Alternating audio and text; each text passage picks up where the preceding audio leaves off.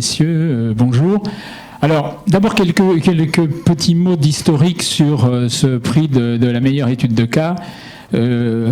Chez Ariane Compétences et Management, l'association que j'ai le plaisir et l'honneur de présider, en fait, nous sommes focalisés, préoccupés par les PME. Alors quand je dis les PME, c'est générique, c'est aussi TPE, ETI et leur développement et par là même la santé économique du pays, l'emploi, etc. Tout vient avec. Nous sommes centrés sur la formation continue des cadres et dirigeants de PME car nous considérons que c'est vraiment un facteur clé de leur progrès et de leur réussite. Alors avec notre partenaire à la FNEJ, nous avons fait dans le passé le constat que dans les écoles de gestion et universités, les études de cas consacrées, alors Ulrike a dit le contraire tout à l'heure, mais les études de cas consacrées aux PME, TI, TPE étaient finalement pas en suffisamment grand nombre par rapport à celles qui concernaient des grands groupes, pour différentes raisons qui tiennent à la fois aux entreprises, mais aussi probablement aux enseignants. Donc, avec notre partenaire la FNEJ, nous avons dit que ça serait pas mal de monter un prix de la meilleure étude de cas qui encouragerait, dans les écoles de gestion et les universités, le corps professoral à développer des cas centrés sur les PME. Parce que, évidemment, il faut, comme toujours, prendre les questions en amont, et si les étudiants travaillent sur des cas PME, peut-être qu'il n'est pas, faux de penser qu'un jour ou l'autre, ils seront attirés par ce secteur. Alors, au fil du temps, nous ont rejoint d'autres partenaires, c'est-à-dire on a enrichi un peu le prix et on a segmenté en quelque sorte entre les TPE, et c'est l'Institut de l'entreprise qui nous a rejoint pour parrainer ce prix. Également, les ETI, là, on s'est dit, bon, ben, c'est nous, Ariane, qui allons reprendre, puisque Germe, notre autre partenaire, lui, se centrait sur les PME. Donc, Institut de l'entreprise, dans l'ordre, si je puis dire, TPE, Germe, les PME, et puis l'association Ariane Compétences et Management, avec la FNEJ, sur l'ensemble des prix, mais spécifiquement sur les ETI. Plus généralement, au-delà de la formation, on s'intéresse, nous, à l'évolution des pratiques managériales et à l'émergence des nouvelles tendances managériales pour permettre à des managers de capter ce qui va faire demain le socle de leurs innovations, de leurs nouvelles pratiques, notamment dans le domaine de l'intelligence collective, des pratiques collaboratives. Et donc, dans cette veille et dans cette galaxie en fait de veille que l'on mène sur les thématiques, les experts intervenants qui interviennent dans nos groupes, on a à peu près une centaine de groupes répartis sur toute la France, eh bien, on est dans une démarche d'ouverture, de partage avec la FNEJ, avec Ariane, sur tous les gens qui mènent de la recherche en matière de management, et donc d'où le sens de notre partenariat dans cette aventure. Voilà.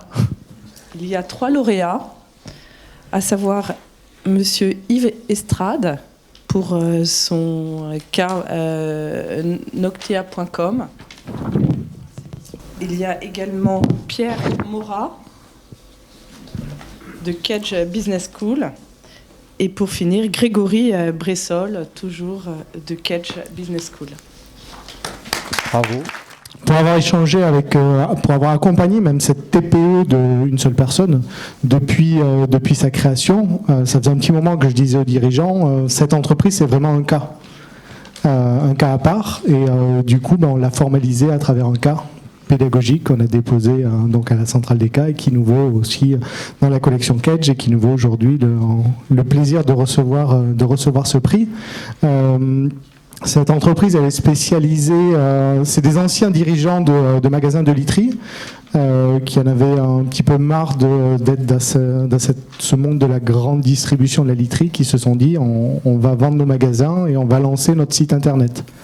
Et ils se sont lancés dans le site internet avec une démarche développement durable, dans l'approche commerciale, dans le sourcing des produits, etc. Et donc du coup, on s'est dit c'est quelque chose à part, surtout qu'ils sont lancés en 2009.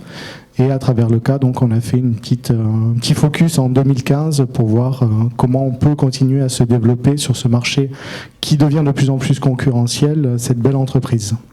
C'est un cas transversal, hein, donc il y en a pour tous les goûts, je dirais. Grégory, qui est notre spécialiste du marketing digital à Kedge, a mis l'accent sur ce thème-là, comment Noctea peut utiliser avec peu de moyens les ressources du marketing digital pour son développement. Yves Estrade, qui arrivera sous peu, est expert comptable. Il est très impliqué dans l'entreprise en tant que conseiller financier, donc il a mis en place tout un volet financier sur ce cas, avec notamment la question d'investisseurs potentiels, de levée de fonds. Et puis moi-même, je me suis plutôt concentré sur les aspects de marketing stratégique dans le cas d'une TPE. Voilà, donc un cas transversal. Tout ce travail qui a été fait est pour nous vraiment quelque chose de très important pour nous aider stratégiquement. Donc je tenais à remercier Kedge, avec qui on a, nous, une certaine histoire déjà, puis plus particulièrement Pierre Morat, Grégory Bressol et Yves Estrade, qui sont intéressés à notre société. Et nous, ça va véritablement être une aide, puisque notamment notre métier, nous, c'est de créer des literies naturelles. Donc c'est vraiment quelque chose d'assez innovant, et c'est vraiment, nous, un service pour nous qui est extraordinaire. Une vraie reconnaissance. Ok, bravo. Merci. Oui, Yves Estrade. Alors, vous savez que Kedge, c'est une nouvelle aventure. Il se trouve que ce qui a été très intéressant, c'est que le cas, ça a été l'occasion de marier, j'ai failli dire le bon, la brute et le truand, mais on va dire plutôt le marketing, le stratège, le digital et le financier. Et ce qui a été très intéressant, c'est qu'il y a une certaine initiative qui est développée pour créer des cas. Et ce qui a été très intéressant, c'est qu'on a pu apprendre à travailler ensemble. Et le fait que ça soit reconnu par un prix, c'est très agréable, parce que souvent il y a le côté étudiant qui nous disent vous avez fait un cas nouveau et c'est très apprécié. Et là, le fait, je tiens à le remercier de cette initiative. On n'osait pas le faire, et on a tenté. Et vous avez eu l'amabilité de reconnaître ce qu'on avait essayé de faire, et on vous en remercie. Le prix de la meilleure étude de cas PME, Nathalie Claret pour le cas Withings, une start-up qui pulse, et Géraldine Galindo de l'Université Paris-Sud. On avait pour idée de construire un cas sur la société Withings depuis plusieurs années déjà. Et c'est en 2014 on s'est dit c'est le moment de le faire, puisque la problématique de lien entre la gestion des ressources humaines et la stratégie était vraiment très présente. Et donc on a contacté les membres de la société Withings que nous connaissions déjà pour se lancer dans un cas détaillé qui articule la GRH et la stratégie. Withings est une société qui est dans un nouveau marché d'objets connectés, donc des balances connectées, des montres connectées, pèse-personnes connectées et éléments pour traiter le sommeil de manière connectée. Donc c'est une entreprise qui nous a intéressés à deux titres. D'abord de manière stratégique, donc pour étudier donc l'ouverture de ce nouveau marché et la stratégie de développement de cette entreprise à la fois en France mais également à l'international. Et également, évidemment, les liens avec la gestion des ressources humaines, de la création de cette entreprise de 2009 jusqu'à aujourd'hui, avec toutes les problématiques de gestion des ressources humaines qu'on peut trouver dans ce type de start-up innovante. Aujourd'hui, Withings, c'est 170 personnes, une filiale à Hong Kong, une filiale à Boston. Voilà, groupe international dans les objets connectés. Et pour ceux qui ont déjà lu le cas, donc Sabrina, bien sûr, c'est l'héroïne du cas qui aide l'étudiant à se mettre en situation et à se sentir partie prenante de la société Withings. C'est ça, merci. Le prix ETI qui est décerné à un cas qui est la FUMA dans la peau d'un repreneur, un cas là aussi assez transverse puisque ça fait partie du règlement qui va de la finance à la gouvernance de l'entreprise, et il est décerné à Isabelle Ducassi et ainsi qu'à Philippe Givry de Kedge Business School. Voilà, bravo. Merci beaucoup, on est très fiers d'avoir ce prix puisque c'est toujours agréable de voir son travail reconnu. Donc merci à la CCMP, merci à Ariane, merci à la FNEJ d'organiser ce genre d'événement. Merci à Kedge aussi, à Daniel. Je pense vraiment que le travail qu'elle a fait sur le Case Lab, ça va favoriser, et ça a déjà favorisé la coécriture, des cas plus transversaux, de nouvelles idées de cas. Donc ce prix, on l'obtient pour le groupe La Fuma. Donc un groupe qui est cher à mon cœur, puisque chaque fois que je suis venue recevoir un prix, c'était pour le cas La Fuma, pas pour le même. Voilà. Ce qui me rend un peu triste, c'est que, donc Philippe va vous raconter l'histoire du cas, mais la FUMA est passée sous pavillon suisse, donc ça signe un peu la fin des CALAFUMA pour moi. Donc voilà, je vais être obligée de me recycler, d'avoir d'autres idées. Donc je laisse Philippe parler du cas.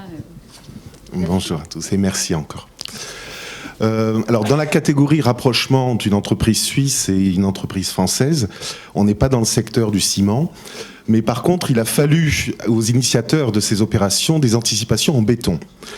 Et c'est justement ce qu'on essaie de faire comprendre aux étudiants, c'est-à-dire au travers déjà de la compréhension des difficultés financières de la FUMA, de la nécessité de redresser l'entreprise et donc de faire une analyse critique du plan de redressement qui est proposé. On essaie de leur faire estimer les financements qu'il va falloir engager au travers d'un plan de financement. Et derrière ça, de voir toutes les conséquences, la manière dont ça va être fait, et toutes les conséquences, puisque cela a valu au groupe Qualida, le groupe suisse qui a repris la FUMA, de s'engager dans une première augmentation de capital réservé, qui a supposé de faire une offre publique d'acquisition obligatoire, une OPA obligatoire, qui l'a obligé ensuite à faire une autre OPA de manière à limiter la dilution des actionnaires qui souhaitaient rester fidèles à l'entreprise. Et au final, se poser la question de la rentabilité avec toutes les sommes d'argent qui étaient engagées. Donc on a les moyens à la fin de pouvoir comparer ça avec la rentabilité d'opérations comparables. Et on essaie de mettre l'étudiant dans la peau de ce repreneur et de comprendre toutes les dimensions qu'il faut gérer, puisqu'il y a aussi des impacts sur la gouvernance, etc. Voilà, merci encore. Bravo. Un petit point sur la façon dont nous y sommes pris pour décerner ces trophées, ces prix. En fait, évidemment, il y a un jury qui se réunit, qui est composé d'un certain nombre de gens avec une sensibilité PME, mais aussi du monde académique. Et c'est ce qui permet de, disons, pouvoir sélectionner ce que nous voyons aujourd'hui. Merci encore à tous et bravo.